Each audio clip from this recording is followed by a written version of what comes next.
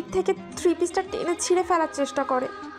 সারা পিঠে নখ দিয়ে পাগলের মতো আঁচড় কাটতে লাগলো, যার কারণে থ্রি পিসটা ভেদ করে শরীরের অনেক অংশই ছিঁড়ে গেছে এবং চামড়া ভেদ করে রক্ত ঝরছে। তারপর পিঠ থেকে থ্রি পিসটা সরাতে ব্যর্থ হলে আমাকে ধাক্কা দিয়ে বিছানায় ফেলে দিল। নিজের হাত জোড়া দিয়ে আমার হাত বিছানার সাথে চেপে ধরে আমার পেটে নিজের দাঁত বসিয়ে কামড়াতে লাগলো। তার এক একটা কামড় যেন আমার কলিজা ছেদ করে বের হচ্ছে। আমি জোরে জোরে চিৎকার দিয়ে তাকে সরাতে চেষ্টা করছি, কিন্তু তার শক্তির কাছে আমি কিছুতেই পেরে উঠছি না, আর চোখ দিয়ে অঝরে পানি পড়ছে।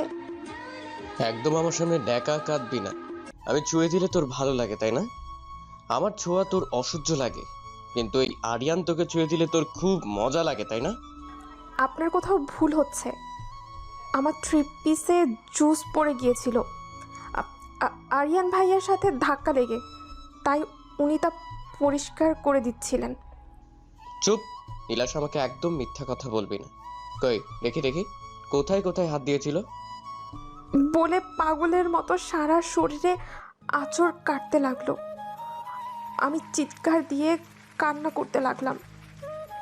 আমি নীলাশা খান, এবার ইন্টার ফার্স্ট ইয়ারে পড়ি, বাবা মায়ের একমাত্র আদরের মেয়ে। আর যে আমার সাথে অসভ্যতামি করছিল ওটা আমার মামাতো ভাই নিশান খান, এবার অনার্স ফোর্থ ইয়ারে পড়ে। আমরা মূলত আমার মামাতো বোন দিশার জন্মদিন উপলক্ষে এখানে এসেছি। আজ দিশার জন্মদিন ছিল, সব কিছু ভালোভাবেই চলছিল।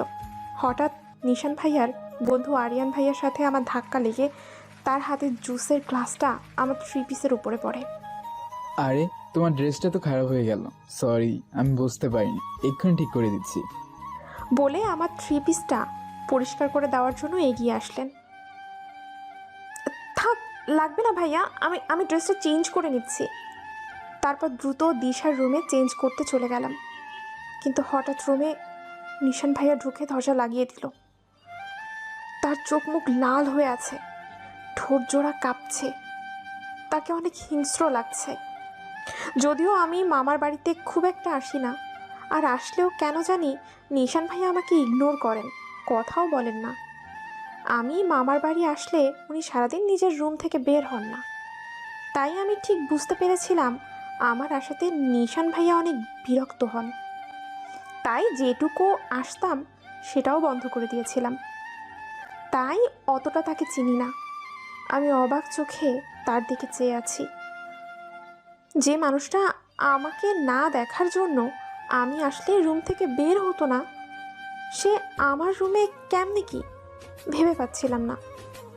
তাকে কোনো কিছু জিজ্ঞাসা করতে যাব তার আগেই যা ঘটলো তা তো আপনারা জানেনই।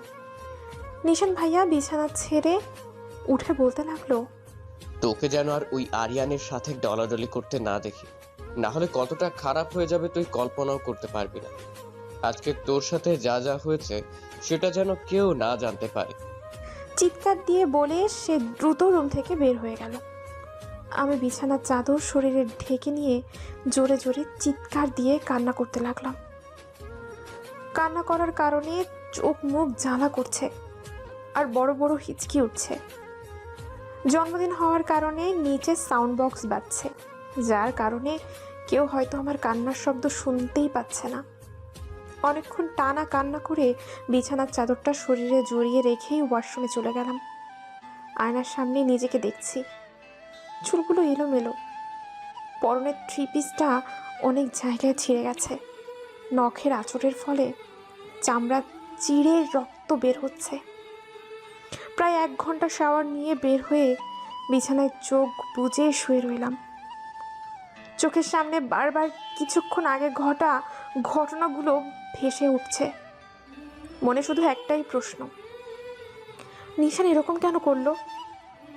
কিছুক্ষণের মধ্যে রুমে আমার মা বাবা প্রবেশ করলো, তারপর দ্রুত গতিতে এসে আমার পাশে বসলো। বাবা পরম যত্নে আমার মাথায় হাত বুলিয়ে দিয়ে বলতে লাগলো, আমার আম্মুটা এই অবেলায় এভাবে শুয়ে আছে কেন? খারাপ লাগছে নাকি? আমি উঠে আব্বুকে জড়িয়ে ধরে কান্না করতে লাগলাম। আমার এরকম আচরণে নিঝুম খান আর শাওন খান, আমার বাবা মা, আতকিতিয়ে উঠল। কি হয়েছে আম্মু, এভাবে কান্না করছো কেন? তোমাকে কে কেউ কিছু বলেছে? তার নাম বলো দেখি। কার এত সাহস যে আমার পিচ্চি রাজকন্যাটাকে বকেছে? না, আমাকে কেউ কিচ্ছু বলেনি। আব্বু, আমার বাড়ির কথা অনেক মনে পড়ছে, এখানে একদম ভালো লাগছে না।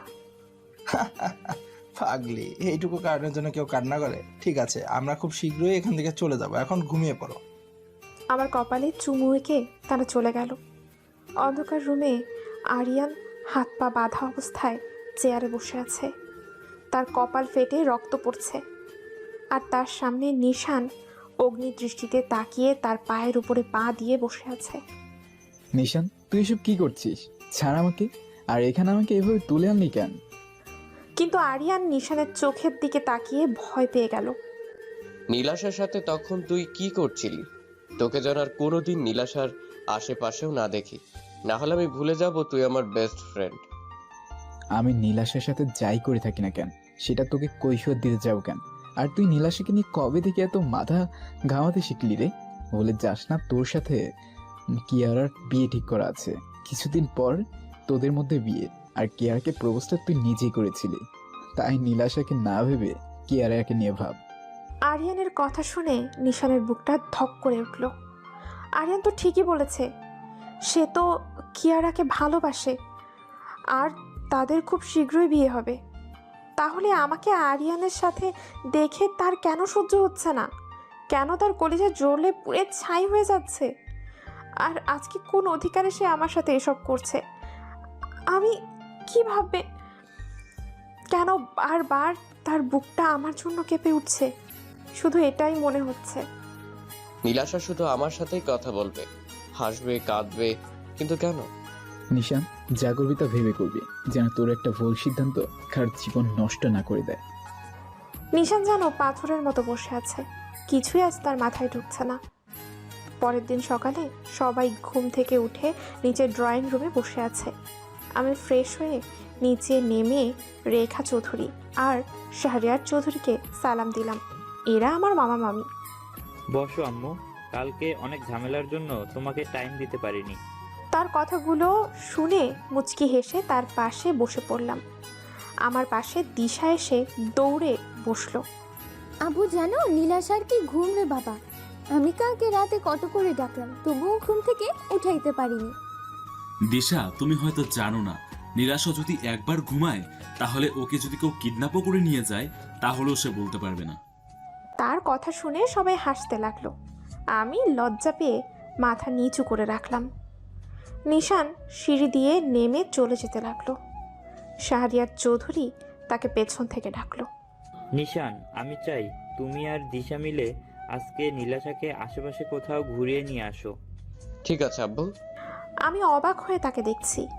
এমন ভাব করছে যেন কালকে কিছুই হয়নি আর আমাকেও চেনে না। আমি রুমে গিয়ে রেডি হয়ে নিচে নেমে গাড়িতে গিয়ে বসলাম। আমার পাশে দিশা বসেছে, আর নিশান সামনে বসে ড্রাইভ করছে। রেস্টুরেন্টের সামনে গাড়িটা থামলো। ধীর গতিতে রেস্টুরেন্টের ভেতরে ঢুকলাম। হঠাৎ করে একটা মেয়ে দৌড়ে এসে নিশানকে জড়িয়ে ধরলো, আর নিশানও মেয়েটাকে জড়িয়ে ধরলো। আমি অবাক চোখে তাদের দেখতে লাগলাম। দিশা আমাকে বলল, মেয়েটার নাম কিয়ারা, নিশানের সাথে পড়ে, আর তাদের বিয়ে ঠিক করা আছে। তার কথা শুনে বুকে চিনচিন ব্যথা অনুভব করলাম। দিশার কোনো একটা কাজ ছিল, তাই সে চলে গেল। আমি চুপ করে বসে আছি। নিশান, কিয়ারা নিজেদের মতো কথা বলছে। নিশান বেবি, চলো আমরা কোথাও থেকে ঘুরে আসি, এখানে বোর লাগছে। আর তুমি দিশাকে ফোন করে এই মেয়েটাকে নিয়ে যেতে বলো। তারা দুজনে চলে গেল। সারাদিন রেস্টুরেন্টে দিশার জন্য অপেক্ষা করলাম, কেউ এলো না। রাত 11টায় ল্যাম্পপোস্টের নিচে বসে আছি। চারদিকে অন্ধকার। এখানকার রাস্তাঘাটও চিনি না যে আমি বাসায় যাব, তাই রাস্তায় চুপটি করে বসে রইলাম। হঠাৎ একটা গাড়ি আমার সামনে এসে দাঁড়ালো। গাড়ি থেকে একটা পরিচিত মুখ নেমে এসে আমাকে বলল, নিজের শরীর বিক্রি করার জন্য রাস্তা দাঁড়িয়ে আছিস? আমাকে বলতে পারতিস, আমি মিটিয়ে দিতাম। শরীর বিক্রি করে টাকা রোজগার করার জন্য শেষমেশ তোকে রাস্তায় কাস্টমার দেখতে হচ্ছে। এটা কিন্তু ঠিক না নীলাশা। জান, আজ রাতটা আমার সাথে চলো, তোকে অনেক টাকা দেবো। এটা বলে গাড়ি থেকে নেমে জঘন্যভাবে হাসতে লাগলো। আমি তার কণ্ঠস্বরে ভয়ে বারবার কেঁপে উঠছি। এই মানুষ এখানে কি করে এলো? ভয়ে পুরো জ্ঞান হারাবার অবস্থা। তবুও কিছুটা সাহস জোগাড় করে সামনের দিকে তাকিয়ে মুখ দিয়ে অস্ফুট স্বরে বেরিয়ে এলো, ফাহাদ ভাই। যাক, চিনতে পেরেছিস তাহলে? চল চল, আমার দশ হয়েছে না, আজকে রাতটা শুধু তোর আর আমার। ফাহাদ আমার হাত ধরতে যাবে এমন সময় আমি পিছিয়ে গিয়ে বলতে লাগলাম, আপনি যা ভাবছেন তা একদম ভুল ধারণা।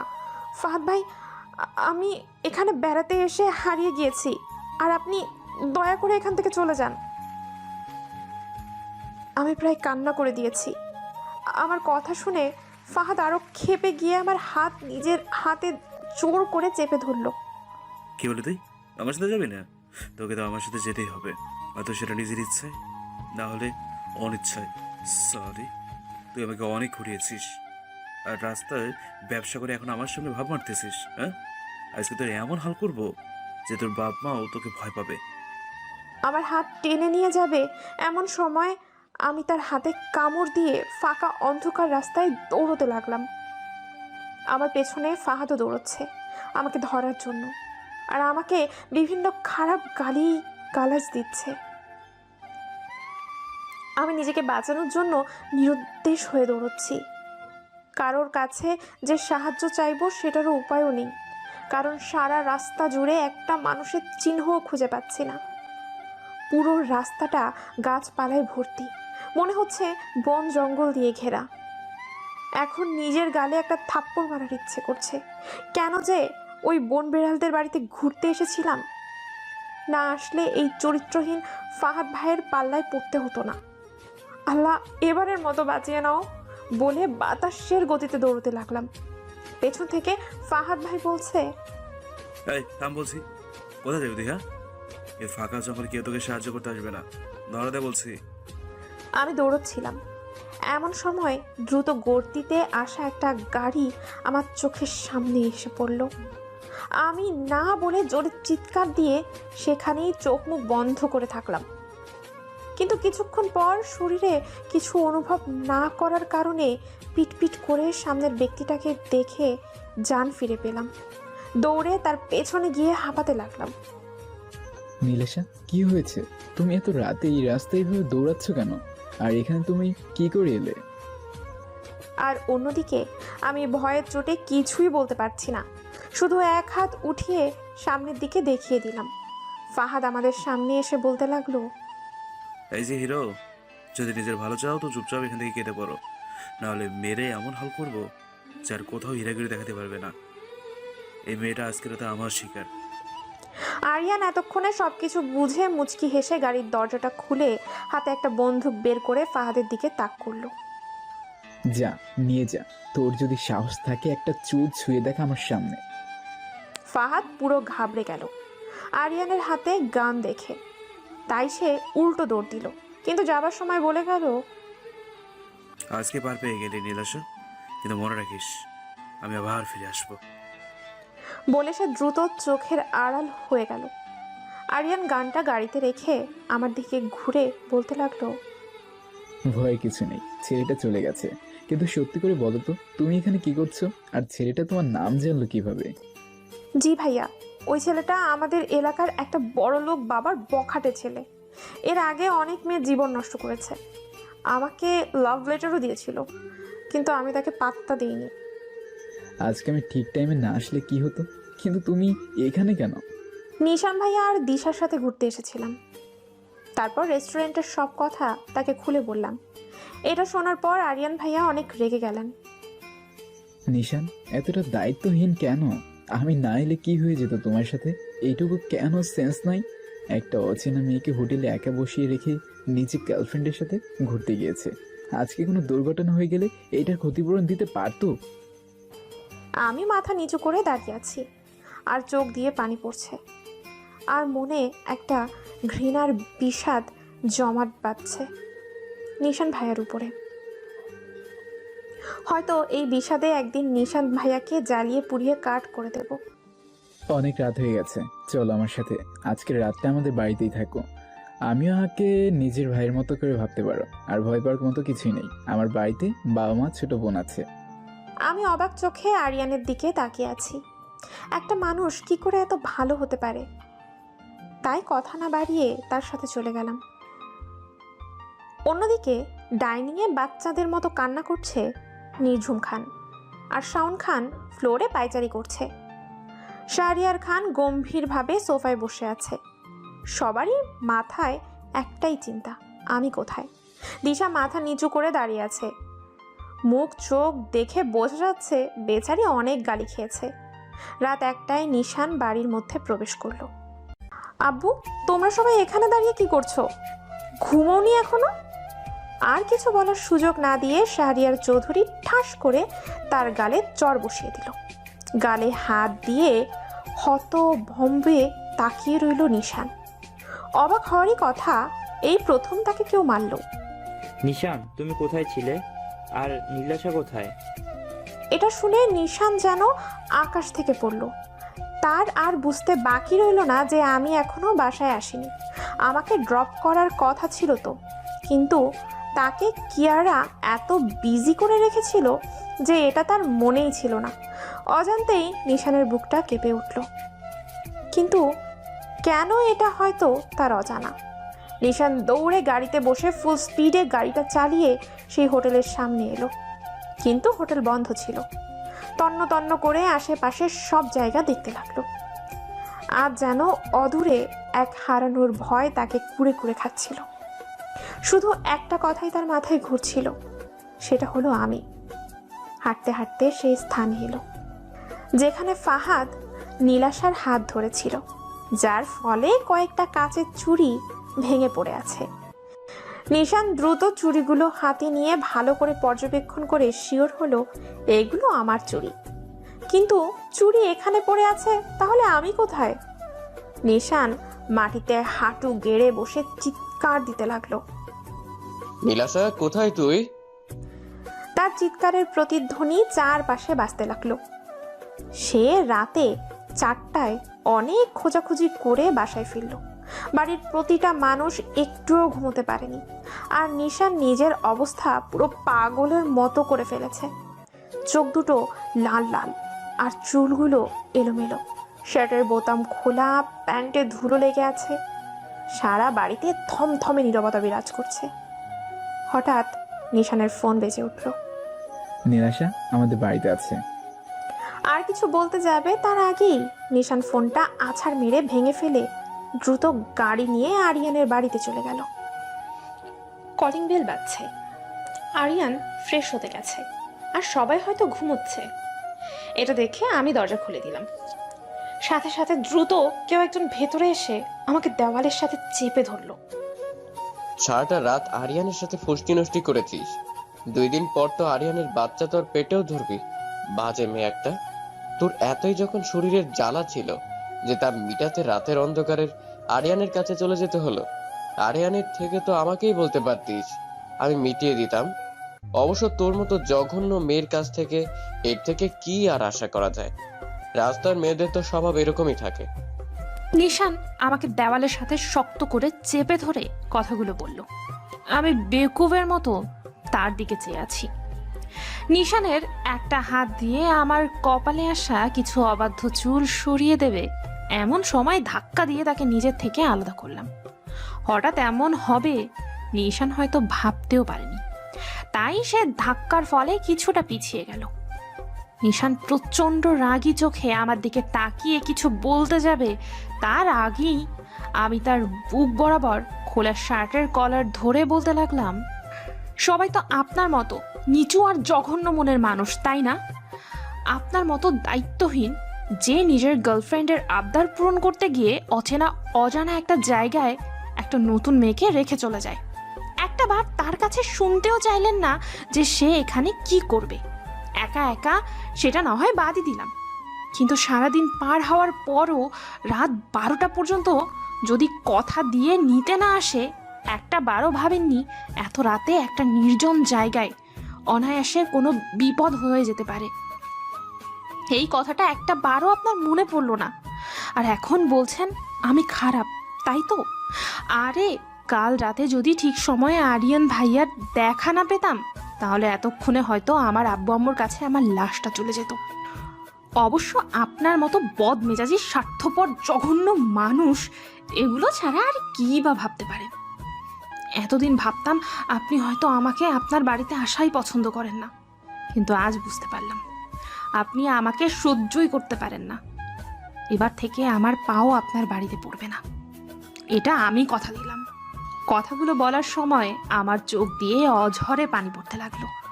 এতক্ষণে নীরবে সব কথা শুনছিল নিশান।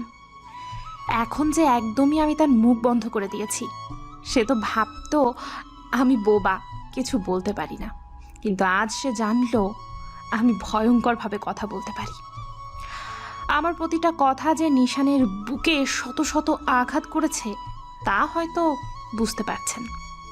পেছন থেকে আরিয়ান বলে উঠল, তুই জানিস কাল কত বড় বিপদ হয়ে যেত, আর তুই এত দায়িত্বহীন কবে থেকে হলি রে নিশান?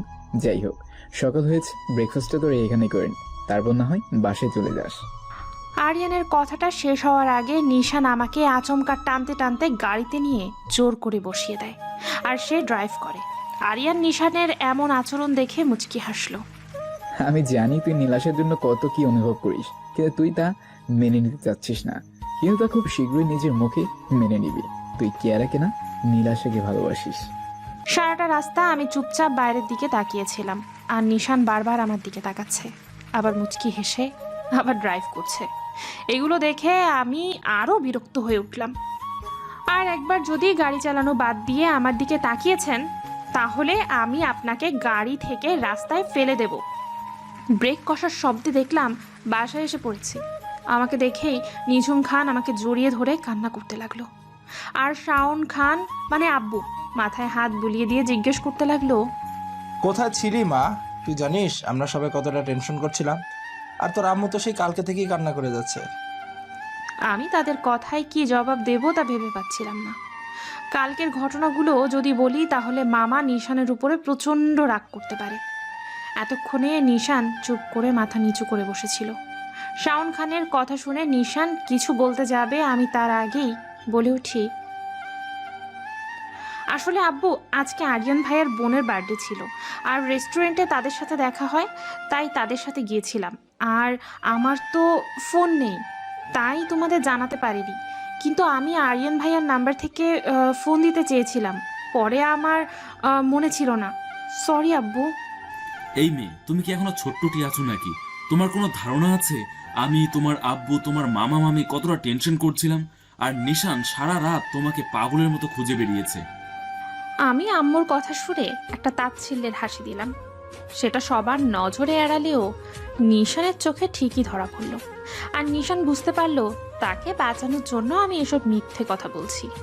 সে যেন অবাকের চরম সীমায় পৌঁছলো। আহ নিঝুম, বকছো কেন?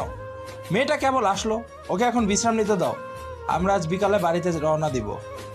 আমি সবার সাথে কথা বলে রুমে এসে শাওয়ার নিয়ে রেডি হয়ে নিলাম। ট্রেনে বসে আছি। 1 ঘন্টা আগে ট্রেন ছেড়েছে। সবাই দেখা করতে এসেছিল, কিন্তু নিশান ভাইয়া একটিবারও দেখা করেনি, তাই চোখের সামনে বারবার নিশান ভাইয়ার মুখটা ভেসে উঠছে। 10 দিন পর নিশান ছাদে দাঁড়িয়ে আছে। কিছুক্ষণ আগে কিয়ারার সাথে ব্রেকআপ করেছে সে, কিন্তু সেটা তার ভাবান্তর না, তার মূল ভাবনা এখন আমাকে ঘিরে। এই 10টা দিনে নিশান প্রতিটা মুহূর্তে আমার কথা ভেবেছে, যদিও ছোটবেলা থেকে আমার উপর তার একটা টান ছিল, তাই তো সেগুলোকে চেপে রাখার জন্য আমি যখনই আসতাম তখন রুম থেকে বের হতো না, কিন্তু দূর থেকে ঠিকই আমাকে দেখত। কিন্তু হঠাৎ একদিন আমি তাদের বাড়িতে আসা ছেড়ে দিই, আর সেই প্রয়োজনের তাগিদে হয়তো ভেবেছিল কিয়ারা তার জীবনে চলে এসেছিল। কিন্তু আমি চলে আসায় এই সুপ্ত অনুভূতিরা তাজা হয়ে আঘাত হানে। সে রাতে ঘুমোতে পারে না, শাহরিয়ার চৌধুরীর সামনে মাথা নিচু করে দাঁড়িয়ে আছে। সে যে আজকে জীবনের সবথেকে বড় সিদ্ধান্তটা নিতে চলেছে, আর শাহরিয়ার জিজ্ঞাসা দৃষ্টিতে তার দিকে চেয়ে আছে। আসলে আব্বু, আমি একটি মেয়েকে ভালোবাসি, আর যত তাড়াতাড়ি সম্ভব আমি তাকে নিজের করে নিতে চাই। সে আর কেউ না, নীলাশা। আমি সিলিং ফ্যানের সাথে ওনাটা শক্ত করে বেঁধে গলার সাথে পেঁচিয়ে নিলাম। উদ্দেশ্য একটাই, আজ নিজের জীবন শেষ করে দেব, কিন্তু তবুও ওই বদ মেজাজি ক্যারেক্টারলেস বেয়াদব ছেলেটাকে কিছুতেই বিয়ে করব না। তাই বিছানার উপর চেয়ার উঠিয়ে অনেক কষ্ট করে ওড়নাটা বেঁধেছি। কি মনে করেছে কি আমাকে? আমি কি হাতের পুতুল, যার যখন আমাকে ভালো লাগবে তখন সোজা বিয়ে করতে আসবে, আর যখন আমাকে ভালো লাগবে না তখন দুশ্চরিত্রা নাম দিতেও তার মন কাঁপে না? মরে যাব, তবুও ওরকম ছেলেকে বিয়ে করব না। আব্বু আম্মু যখন আমার কথা শুনলো না, তাই নিজেকে শেষ করে দেব।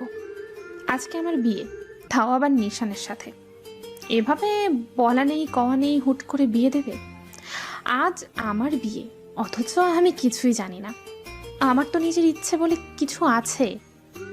সবার তো আপন আপন ইচ্ছে প্রকাশ করার অধিকার আছে, কিন্তু এখানে আমার বিয়ে বলে কথা। একটা বারও আমাকে এই বিষয়ে জানানোর প্রয়োজন বোধটুকু মনে করলো না।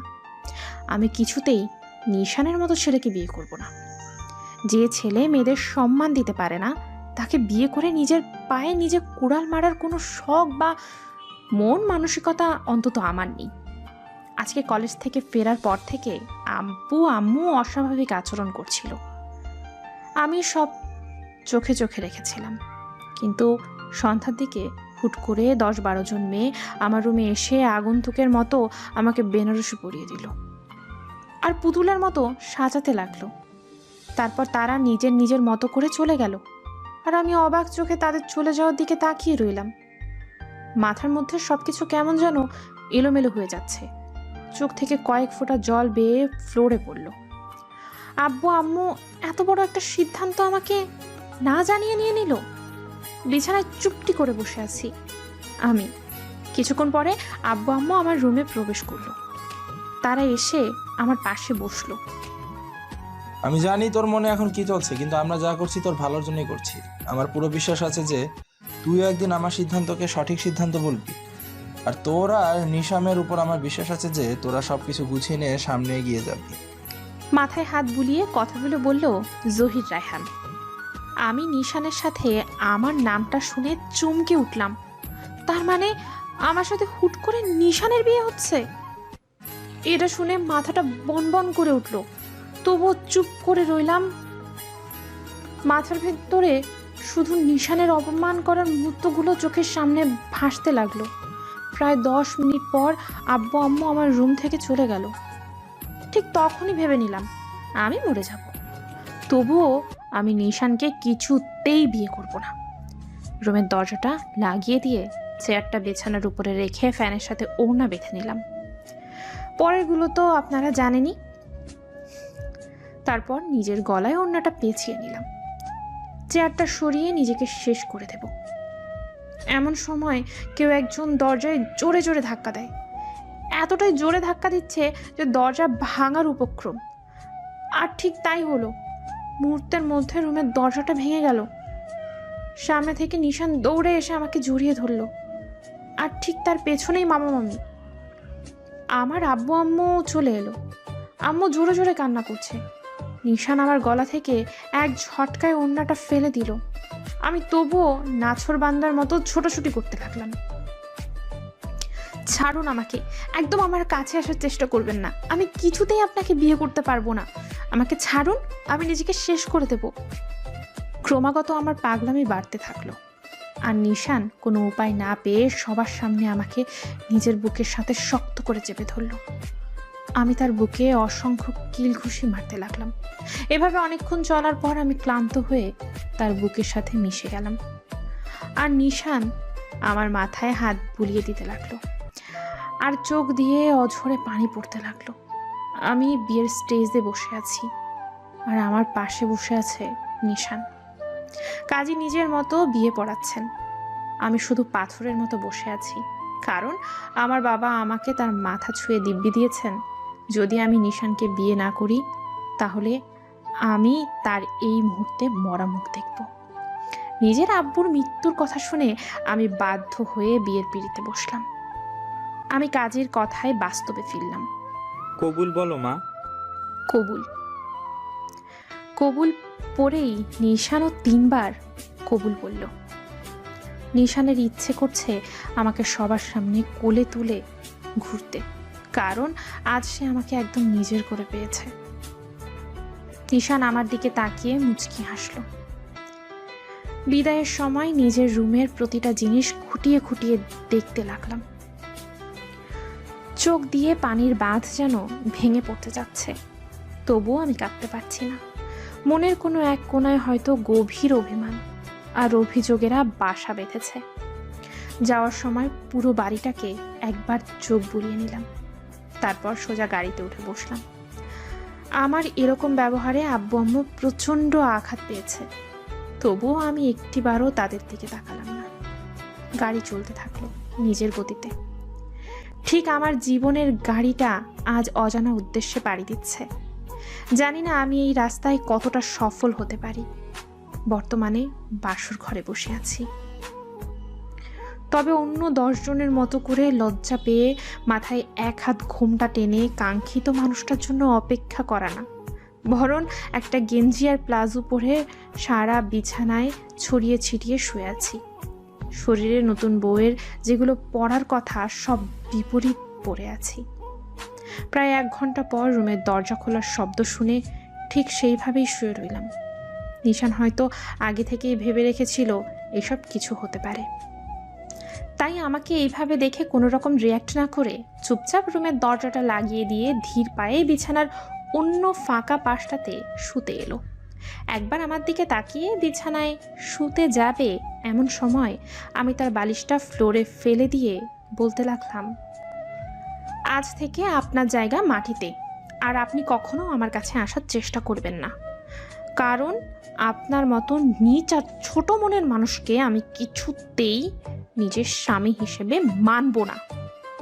আমার কথাগুলো শুনে নিশান বালিশটা বিছানা থেকে উঠিয়ে নিয়ে সোফায় শুয়ে পড়ল। আমার তার উপরে মায়া হলেও আমি এসব কথা তাকে বলে রুমের লাইট জ্বালিয়ে নিভিয়ে ঘুমিয়ে পড়লাম। নিশান রাতের অন্ধকারে নিজের চোখের জল মুছে দিল। সকাল 8টায় আমার ঘুম ভেঙে গেছে, তাই বিছানা থেকে নেমে ওয়াশরুমে ফ্রেশ হয়ে এসে দেখলাম নিশান এখনো পড়ে পড়ে ঘুমোচ্ছে। এটা দেখে আমার গায়ে আগুন জ্বলে উঠল। ব্যাটা গন্ডার, আমার রাতের ঘুম ভেঙে নিজে ঘুমোচ্ছিস? তোকে ভালোভাবে ঘুমোতে দিচ্ছি বলে ওয়াশরুম থেকে 1 বালতি পানি এনে তার গায়ে ঢেলে দিলাম। বেচারা হয়তো এমন কিছু কখনো আশাও করেনি, 1 লাফে সোফা থেকে উঠে বসলো। আমি তার এরকম ব্যবহার দেখে খিলখিলিয়ে হাসলাম। তারপর সেখান থেকে চলে গেলাম, আর নিশান অবাক চোখে আমার দিকে চেয়ে সব কিছু বোঝার চেষ্টা করতে লাগলো। এভাবে দিন কাটতে লাগলো। যতদিন যেতে লাগলো আমার অত্যাচার আরও বাড়তে লাগলো। এই যে খাবারে বেশি ঝাল দেওয়া, তার শাওয়ার নেওয়ার সময় পানি বন্ধ করে দেওয়া, কিন্তু তবুও সে আমাকে একটাও গালিও দেয়নি। দিন শেষে রাতে যখন ঘুমের ভান করে শুয়ে থাকতাম, তখন সে কাছে এসে আমার কপালে ঠোঁট ছুঁয়ে চলে যেত। কোনোদিন আমার উপর নিজের অধিকার চাপাতে আসেনি। ধীরে ধীরে তার এসব ভালো লাগতে লাগলো, আর একসময় বুঝতে পারলাম আমিও তাকে ভালোবেসে ফেলেছি। তাই আজ তাকে নিজের করে নেব বলে তার থেকে লুকিয়ে সারাটা রুম সেই প্রথম রাতের মতো করে সাজিয়েছি। লাল টকটকে শাড়ি পরেছি, অনেক সুন্দর করে নিজেকে সাজিয়েছি। রাত 10টায় নিশান রুমে ঢুকলো। সারাটা রুম অন্ধকার দেখে দ্রুত লাইট জ্বালিয়ে যা দেখলো তাতে তার হার্টবিট 100 গুণ বেড়ে গেল। তার সামনে আমি আবেদনময়ী হয়ে দাঁড়িয়ে আছি। আজ থেকে আমি নিজেকে আপনার ছন্দে সাজাতে চাই, আপনি কি আমাকে কাছে টেনে নেবেন? নিশান আমাকে কোলে নিয়ে বিছানায় শুয়ে দিল। কপালে আলতো করে একটা চুমু এঁকে তার 2 হাত দিয়ে আমার গাল আলতো করে ধরে বলতে লাগলো, তুই আমার এমন একটা নেশা যেটা থেকে আমাকে কেউ সারা জীবনেও ছাড়াতে পারবে না। ভালোবাসি তোকে, তাই তো আমার সবসময় এটাই মনে হয় ভালোবাসার নেশা তুই। বলে নিশান আমাকে জড়িয়ে নিল। তারপর দুজনে ভালোবাসার গভীরে হারিয়ে গেলাম।